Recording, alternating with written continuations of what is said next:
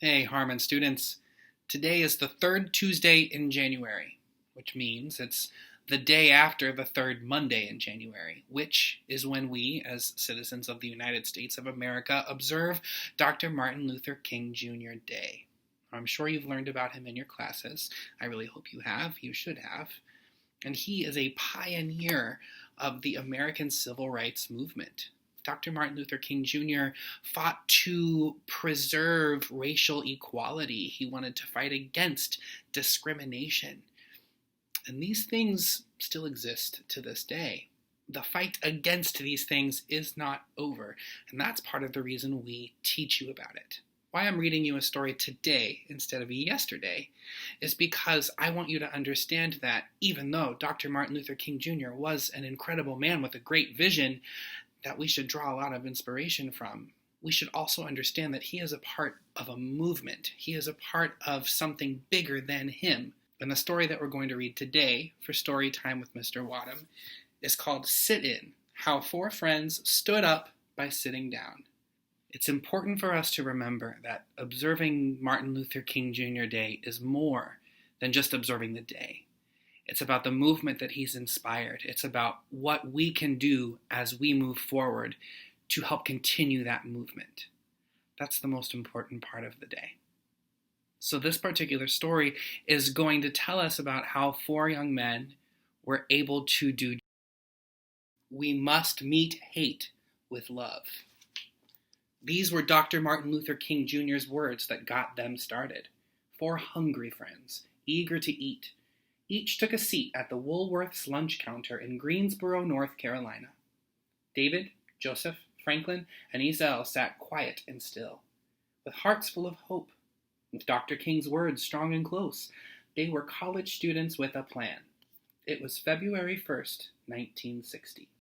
They didn't need menus. Their order was simple: a donut and coffee with cream on the side. Woolworth's was busy, so the friends waited, patiently, silently, without a fuss. They were the only black kids at the counter. David, Joseph, Franklin, and Ezel sat while everyone else got served. At first, they were treated like the hole in a donut, invisible. Others tried to ignore them. The waitress watched and refused them. This was a sign of the times. Whites only. This was the law's recipe for. Its instructions were easy to follow. Do not combine white people with black people. Segregation was a bitter mix. Now it was the friends' turn to ignore and refuse. They ignored the law and refused to leave until they were served. Those kids had a recipe too, a new brew called integration. It was just as simple. Combine black with white to make sweet justice. For them, integration was better than any chef's special. Integration was finer than homemade cake. Integration was a recipe that would take time. So David, Joseph, Franklin, and Ezel sat quiet and still, with hearts full of hope, with Dr. King's words strong and close. Be loving enough to absorb evil. They sat straight and proud, and waited, and wanted. A donut and a coffee with cream on the side. After sitting and waiting and wanting, a police officer came, but the four friends wouldn't leave. The police officer didn't know what to do. The students were doing nothing wrong. No crime in sitting, no harm in being quiet, no danger in looking hungry. The officer left the lunch counter without doing anything. The Woolworth's man turned off the lights. He announced, "Woolworth's is closed." So the customers left, including the four friends, who went home to dinner, where they were served first. News had already spread about the sit-in. David, Joseph, Franklin, and Ezel got their names in the paper. The next day, February 2nd, 1960, more students showed up to the counter. Still sitting for what was right. No reservations needed at Woolworth's. These students seated themselves. They were dressed in their best clothes. They were polite and determined. No guesswork for the waitress. The young people knew the menu by heart. They ordered. No food came. So they sat in silence and waited and wanted a donut and a coffee with cream on the side. The waitress reminded them, whites only. But those kids wouldn't budge. They didn't move. Until they were served, they refused. All they wanted was some food, a donut and a coffee with cream on the side. To pass the time, the students read their school books. They wrote in their journals. They finished their homework. They didn't need to read the menu, so they studied for tomorrow's test. What had started in Greensboro spread faster than a grease fire. There were lunch counter protests in Hampton, Virginia, Nashville, Tennessee, Montgomery, Alabama, Atlanta, Georgia, and many other southern towns. If lunch counters could go from whites only to all welcome, if segregation could turn into integration, if black people and white people could break bread together, everyone would pass the test. Everyone would score high, A+ with that coffee and cream on the side. But many folks were not motivated to make that grade. As the sit-ins grew, angry people gave the students a big dose of hatred, served up hot and heaping. Coffee poured down their backs. Milkshakes flung in their faces, pepper thrown in their eyes, ketchup not on the fries, but dumped on their heads. They yelled at the students, "We don't serve your kind! Go home! Goodbye!" The students wanted to lash out, but couldn't. They wanted to strike back, but didn't. Sitting still was so hard. Practicing peace while others showed hatred was tougher than any school test. Now there were news cameras filming the sit-ins, and viewers at home watching it all on TV. The students were more determined than ever to show the world the true meaning of peace.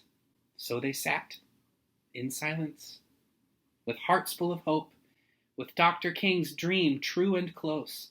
These were the words that kept them going.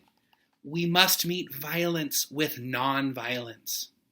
The students sat proud and still, and waited, and wanted a donut and a coffee with cream on the side.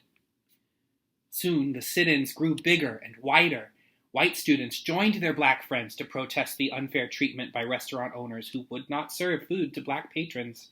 They also opposed segregated libraries, buses, parks, and pools. With so many students gathered, people got scared there would be fighting. They were afraid of all those youngsters grouped together for a cause.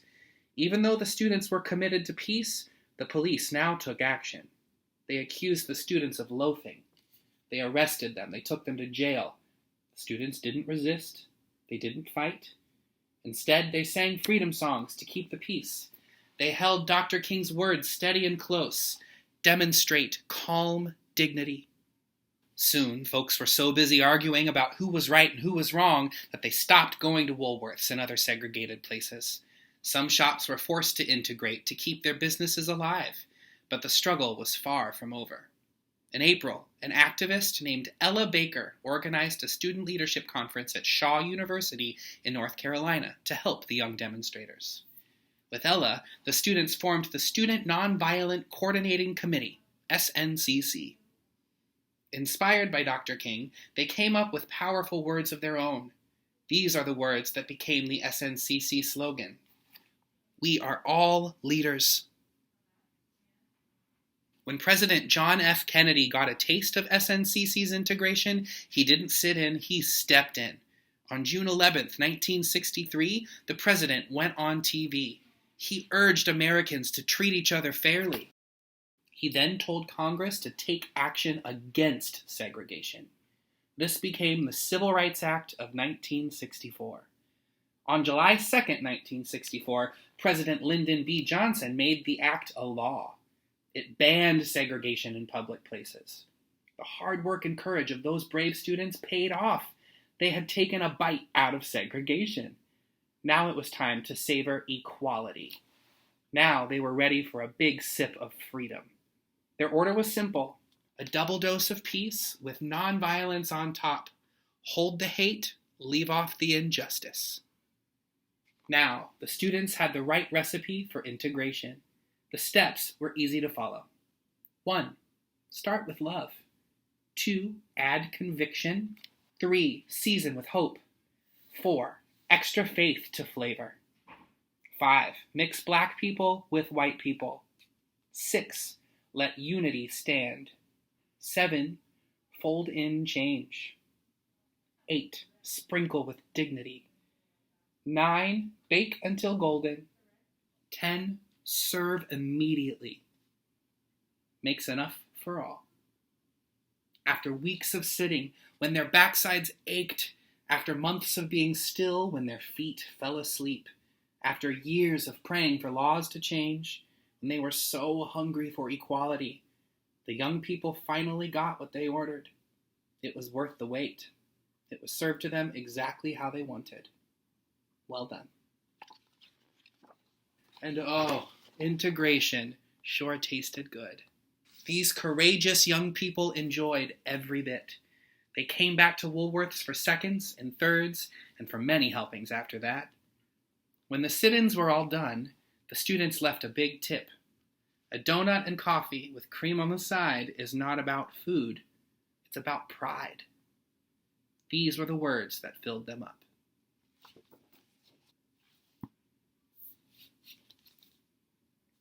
Sit in.